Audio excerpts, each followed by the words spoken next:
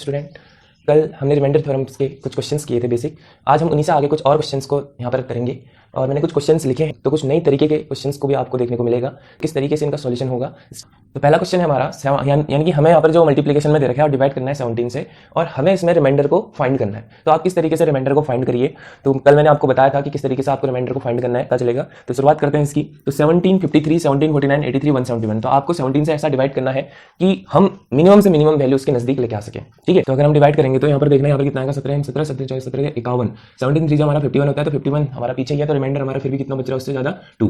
ठीक है, 51, 51, 52, 53। ठीक है, 17 1 17 हो जाएगा, 0 आ जाएगा, 17 3 फिर 51 हो जाएगा। तो कितना कम आ गए हम लोग, एक 51 ज्यादा आ गया। तो इसका मतलब यहाँ पर कितना आएगा -2। 85, 17 5 85 होता है, फिर से कितना आ गया -2, और 17 10 हमारा होता है 170। तो किसका आ गया, प्लस का 1। तो यहाँ पर अगर आप रिमाइंडर फाइंड करेंगे तो रिमाइंडर आपका कितना आ जाएगा, 2 मल्टीप्लाई -2 मल्टीप्लाई -2 मल्टीप्लाई 1। तो अगर आप देखेंगे 2 2 जा 4, यानी कि प्लस का हो गया 4 2 जा 8। तो आपका जो रिमाइंडर यहाँ पे मिलेगा वो मिलेगा 8। ठीक, नेक्स्ट क्वेश्चन देखिए, आपको इसमें पावर दे रखी है 10 to the power 1 plus 10 to the power 2 plus 10 to the power 3। इस तरीके से आपको 10 to the power 100 तक इस क्वेश्चन को दे रखा है और आपको डिवाइड करना है 6 से, और आपको बताना है कि रिमाइंडर कितना होगा। ठीक, तो रिमाइंडर निकालने का जो तरीका था इसमें भी सेम वही रहेगा। अगर आप क्या करोगे, एक चीज मान लो, इसका मतलब क्या हुआ, यहाँ पर हो गया 10, 100, 1000। ठीक है, एक बार हम इन तीनों को ले लेते हैं। अगर हम इन तीनों को लेंगे तो 10 to the power 1 plus 10 to the power 2 plus 10 to the power 3 upon कितना आ जाएगा यहाँ पे 6। ठीक, अभी उसके बाद हम उसको करेंगे, लेकिन हम पहले इन तीनों को लेते हैं। तो रिमाइंडर हमारा कितना आ रहा है वो चेक करते हैं। ठीक है, 10 to the power 1 अगर हम करेंगे तो इसका मतलब 6 1 जा 6 हो गया, यानी कि 4 बचेगा प्लस 4। ठीक, अगर 10 to the power 2 है यानी कि 100 अपॉन 6 का अगर हम देखें तो 16, यानी कि 16 6 96। तो इसका मतलब यहाँ पर भी प्लस 4 बचेगा और यहाँ पर भी हमारा कितना बचेगा, प्लस का 4 रिमाइंडर बचेगा। ठीक है, तो 4 4 हो जाएगा हमारा 8 8 और 4 हो जाएगा 12 12 अपॉन 6। तो रिमाइंडर यहाँ पर कितना आ रहा है हमारा 0। लेकिन याद रखना कि रिमाइंडर अभी हमारा 0 नहीं आया क्योंकि हमने सिर्फ इस वैल्यू को लिया।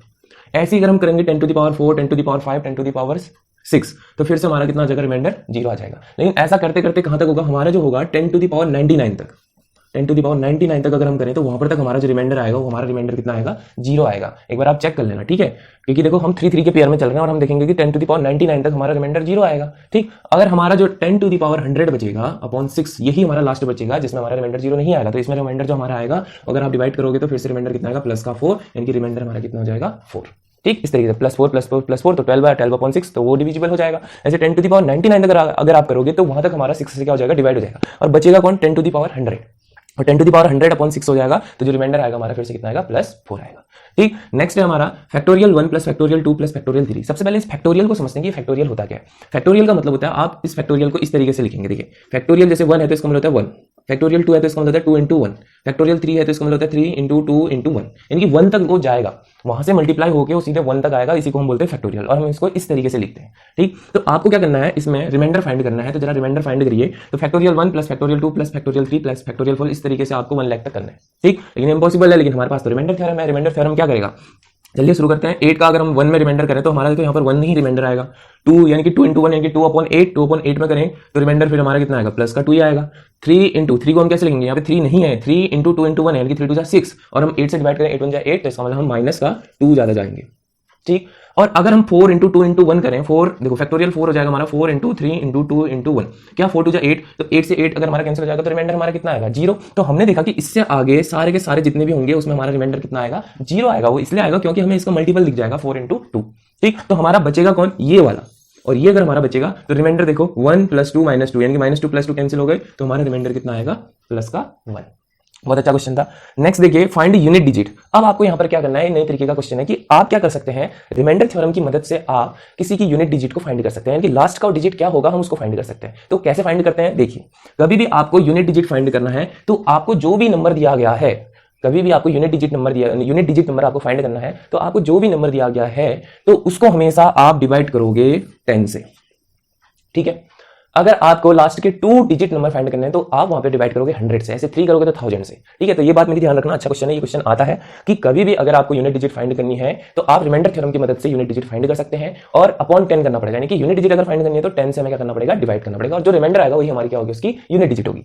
ठीक, तो अगर आप देखेंगे इस यूनिट डिजिट को फाइंड करने के लिए, तो आप ये देखिए 10 का अगर हम 1 में करेंगे तो रिमाइंडर हमारा कितना आएगा, प्लस का 1, 2 में करेंगे तो प्लस का 2, 3 में करेंगे तो प्लस का 3 2 जा 6 होता है, और 6 में कितना हो जाएगा हमारा, प्लस का 4 आएगा, प्लस का 4 नहीं, माइनस का 4। ठीक है, और 4 में करेंगे तो 4 into 3 into 2 into 1, 4 into 3 into 2 into 1 हुआ। ठीक है। तो 4 3 जा 12, 12 2 जा 24, 24 और तो प्लस का कितना आ जाएगा 4 आ जाएगा।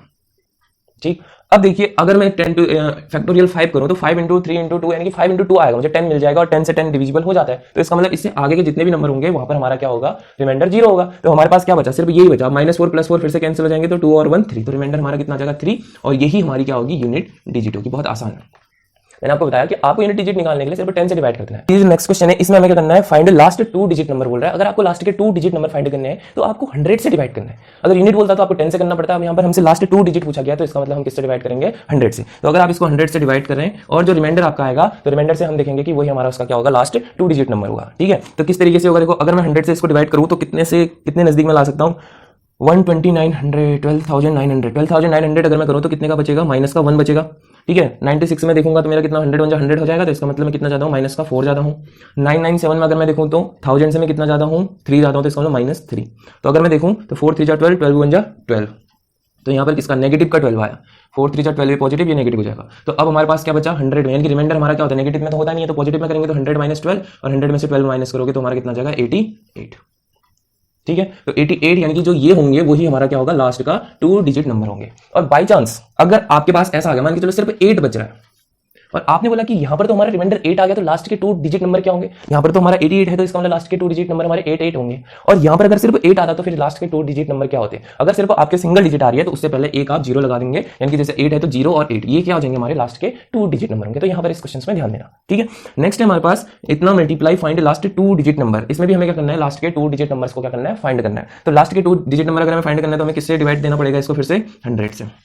ठीक है, अब 100 से हम कितना नजदीक ला सकते हैं, 98 ला सकते हैं, तो माइनस का 2 हो जाएगा। 17373 में तो ये तो थोड़ा लंबा होगा, तो हमें क्या करना पड़ेगा, इसको कट करना पड़ेगा। अगर मैं करूं 4 25 जा 100 और 4 2 जा 8 और 4 4 जा 16, अब देखो थोड़ा सा कितना नजदीक ला सकते हैं हम, 25 और 4 जा 100 करें तो इसका मतलब माइनस का 2 हो जाएगा। ठीक है, और 25 को मैं 17373 से करूं तो 25 6 जा 150, 237 होगा, फिर 237 यानी कि 25 4 जा 25 8 जा 200, 25 9 जा 225, 225 ठीक है 23, 25 1 जा 25, 25 1 जा 25 करो तो ये 23 बचेगा, और ये हमसे कितना है, माइनस का 2। ठीक है, 25 6 जा हमारा 150 होगा, 150 का मतलब +3 ज्यादा है।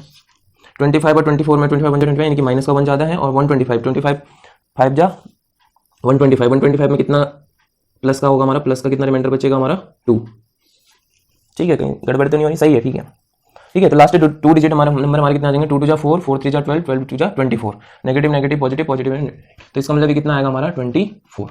ये देख लेते हैं, 2 2 जा 4, 4 3 जा 12, 12 2 जा 24, इसका मतलब ये क्या आ रहा है, हमारा नेगेटिव में आ रहा है, क्योंकि देखो नेगेटिव और नेगेटिव हमारे क्या हो गए, पॉजिटिव पॉजिटिव और नेगेटिव फिर से नेगेटिव, तो रिमाइंडर हमारा नेगेटिव में तो आएगा नहीं। अब रिमाइंडर मैंने आपको बताया था कि किस तरीके से निकालते हैं, नेगेटिव में तो होगा नहीं, तो आपको 25 यानी कि डिवाइजर में से माइनस करना पड़ेगा, तो कितना आ जाएगा 1। अब ध्यान रखो कि मैंने आपको बताया कि जब आप सिंप्लीफिकेशन करते हो तो सिंप्लीफिकेशन में आपको ध्यान रखना पड़ता है कि फर्स्ट में हमने जिस नंबर से सिंप्लीफिकेशन किया तो रिमाइंडर को उसी से हमें सबसे पहले मल्टीप्लाई करना पड़ेगा। अब रिमाइंडर हमारा 1 आ रहा है तो हमने सिंप्लीफिकेशन 4 से किया था, तो इसका मतलब कितना होगा, 4 से मल्टीप्लाई करना पड़ेगा, और ये हो जाएगा हमारा 4। तो इसका मतलब लास्ट 2 डिजिट नंबर हमारा कितना आएगा, 0 4। अब हम कुछ ऐसे क्वेश्चंस करते हैं तो उनसे पहले हम कुछ नई चीजें यहाँ पे जानते हैं जिसको जानना बहुत हमारे लिए जरूरी है। तो चलिए क्या है वो चीजें, देखो if a to the power n minus b to the power n, यानी कि आपकी जो पावर है वो सेम है और वो जो बेस नंबर है वो अलग अलग है, यानी कि पावर सेम होनी चाहिए, और a माइनस b है। ठीक है, a to the power n और b minus b to the power n, जब भी n हमारा इवन नंबर होगा तो हमेशा हम ये देखेंगे कि वो डिवाइड होगा किससे, a माइनस b और a प्लस b दोनों से। आपने ये पढ़ा है कि आपको ये भी पता है कि a square minus b square is equal to a plus b and a minus b। ठीक है, तो हमेशा ये ध्यान रखना कि n यहाँ पर जो भी पावर होगी, अगर हमारा n इवन नंबर होगा तो हमेशा वो a माइनस बी और a प्लस बी दोनों से क्या हो सकता है, डिवाइड हो सकता है। ठीक है, नेक्स्ट है हमारा a to the power n minus b to the power n में अगर n हमारा क्या होगा, ऑड होगा, ऑड का मतलब 1 3 5 7 इस तरीके से होंगे, तो हमारा डिवाइड होगा सिर्फ a माइनस b से।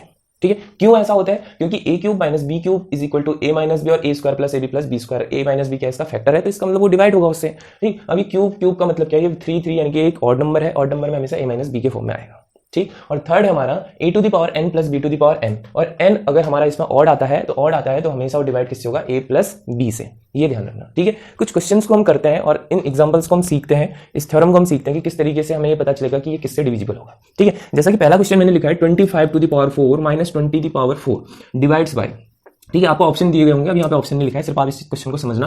25 टू द पावर 4, क्या आपको ये a to the power n minus b to the power n के फॉर्म में नजर आ रहा है? जी बिल्कुल। तो अगर हम देखेंगे तो ये किससे डिविजिबल होगा? ये दो नंबर से डिविजिबल हो सकता है, क्योंकि n क्या हमारे पास इवन है, तो n इवन है, तो इसका मतलब ये 25 माइनस 20 से डिविजिबल होगा, और दूसरा 25 प्लस 20 से क्या होगा? डिविजिबल होगा। अब आप देखो 25 माइनस 20 हमारे पास क्या नंबर मिलेगा? 5 नंबर। और अगर आप देखो 20 प्लस 20 हमारा 45, तो ये किस किस से डिविजिबल होगा? अब आप ऑप्शन से चेक कर सकते हो कि 5 और 45 किस किस से डिविजिबल हो सकते हैं। ठीक है, दोनों में से कोई भी एक, जैसे ऐसा नहीं है कि दोनों ही डिविजिबल होनी चाहिए। जैसे मैंने लिख दिया 3 और 5 और लिख लिया 2 और दूसरा लिख लिया 15। ठीक, क्या ये 3 से डिविजिबल होगा? इन दोनों में से कोई भी एक डिविजिबल होगा तो इसका मतलब वो पूरा डिवाइड हो जाएगा। ठीक है, क्योंकि वो इसका फैक्टर ही तो है। ठीक, अगर हम 3 45 में होता है 3 1 3 3 5 15, तो इसका मतलब डिविजिबल होगा 3 से भी, 5 से भी डिविजिबल होगा, 2 से डिविजिबल नहीं होगा, और 15 से क्या हो जाएगा? डिविजिबल हो जाएगा, क्योंकि 45 क्या हो जाएगा? पूरी तरीके से कट हो जाएगा, लेकिन 5 कट नहीं होगा, उससे कोई दिक्कत नहीं है, तो रिमाइंडर तो फिर भी हमारा 0 ही आना है। तो ये बात आई समझ में। दूसरा हमारे पास 23 की पावर 10 माइनस 1024, यानी कि 1024 नॉट डिवाइड्स बाय। अब आपको ऑप्शन दे रखेंगे 5437, यानी कि कौन सा ऐसा नंबर है जो इससे डिवाइड नहीं होगा। अब आपको इसको लिखने का तरीका देखो, यहाँ पर क्या है? 20 की पावर 10 है माइनस 1024 है। अब ये 1024 क्या होता है? 1024 का मतलब होता है 2 टू द पावर 10। अगर आप 2 टू द पावर 10 करोगे तो वो हमेशा 1024 होगा। ठीक, तो इसका मतलब हम किस तरीके से दिखाएंगे कि a to the power n minus b to the power n, फिर से यहाँ पर n क्या है? इवन नंबर है, तो इवन नंबर है तो ये दो नंबर से डिवाइड होगा। एक तो होगा 23 माइनस 2 से, दूसरा होगा 23 प्लस 2 से। अब 23 में से 2 यानी कि 21, दूसरा 23 प्लस 2 कितना हो जाएगा हमारा? 25। अब देखते हैं 21 3 से डिविजिबल हो सकता है, ये हो सकता है। 25 किससे डिविजिबल हो सकता है? 5 से भी होता है। 21 7 से भी हो सकता है। तो 4 हमारा ऐसा नंबर होगा जो इनको डिवाइड नहीं करेगा, और ऐसे क्वेश्चन आए हैं कॉम्पिटिशन एग्जाम में, तो इनको ध्यान रखना। नेक्स्ट है हमारा 3 to the power 41 plus 7 to the power 82। अब यहाँ पर ना ही आपकी पावर सेम है, ना ही आपका बेस सही सेम है। ठीक है, बेस से कोई मतलब नहीं है, क्योंकि बेस हमारा a और b होनी चाहिए, कोई दिक्कत नहीं है। लेकिन पावर को हम किस तरीके से सेम कर सकते हैं? हम कर सकते हैं किस तरीके से? क्या मैं 3 टू द पावर 41 प्लस 7 की पावर 2 की पावर अगर मैं 41 करूं तो 41 2 हमारा 82 आ जाएगा। तो क्या मैं इसको इस तरीके से लिख सकता हूं? 3 to the power 41 plus 49 to the power 41। अब हमारे पास पावर भी सेम हो गई है, और हमसे बोला गया है कि बताइए ये किससे नॉट डिवाइड, यानी कि किस नंबर से डिवाइड नहीं होगा। अब आपको पता है a to the power n plus b to the power n, कौन सा है हमारे पास? ये। अब n हमारे पास क्या है? यहाँ पर ऑड नंबर है। अब n अगर हमारे पास ऑड नंबर है तो इसका मतलब हमारे पास क्या होता है? a प्लस b से वो क्या होगा? डिविजिबल होगा। तो 3 प्लस 49 हो जाएगा हमारा, 49 प्लस 3 हो जाएगा 52। अब 52 हमें देखना है किससे डिविजिबल होगा। क्या 3 से डिविजिबल होगा? 3 1 जा 3, और दूसरा हमारा कितना आ जाएगा? 22। तो 3 से डिविजिबल नहीं हो रहा है 52। 4 से, 4 1 जा 4, 4 3 जा 12, 4 से तो डिविजिबल हो जाएगा। 13 से भी डिविजिबल हो जाएगा 26, यानी कि 3 हमारे पास एक ऐसा नंबर है जो 52 को डिविजिबल नहीं करेगा। 5 और 2 वैसे ही 7 होता है, तो आपको डिविजिबल रूल भी पता है आपको।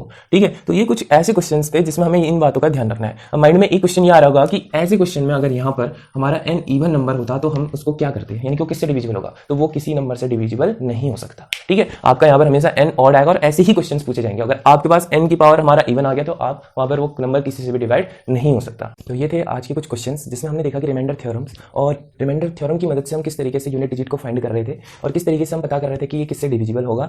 तो उम्मीद है कि ये क्वेश्चंस आपको समझ में आए होंगे। वीडियो पसंद आए तो वीडियो को लाइक करिए, शेयर करिए एंड सब्सक्राइब करिए। Thank you.